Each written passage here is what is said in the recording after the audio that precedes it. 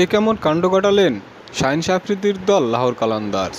মিরাজে পারিশ্রমিক পরিশোধ না করায় এবার মামলা করলেন মেহেদী হাসান মিরাজ। কঠোর হুঁশিয়ারি দিলেন আইসিসি থেকেও।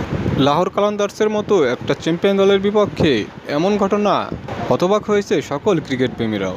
চলুন এ বিষয়ে বিস্তারিত জেনে নেওয়া যাক। এবারের পিএসএলে 3 বাংলাদেশি লাহোর কালান্দার্সের হয়ে খেলতে গিয়েছিল, যেখানে সাকিব রিশাদের পারিশ্রমিক পরিশোধ করা হলেও মেহেদী হাসান মিরাজের পারিশ্রমিক পরিশোধ করা হয়নি, কেননা মেহেদী হাসান মিরাজকে একটি ম্যাচও খেলতে দেওয়া হয়নি, যে কারণে ক্ষুব্ধ হয়ে মামলা করলেন মেহেদী হাসান মিরাজ।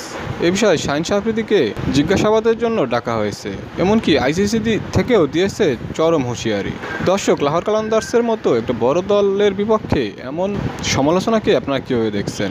এবারের আইপিএলে লাহোর কালান্দার্স কোয়েটা গ্ল্যাডিয়েটর্সের বিপক্ষে 6 উইকেটের জয় পেয়ে ফাইনাল জিতে নেন।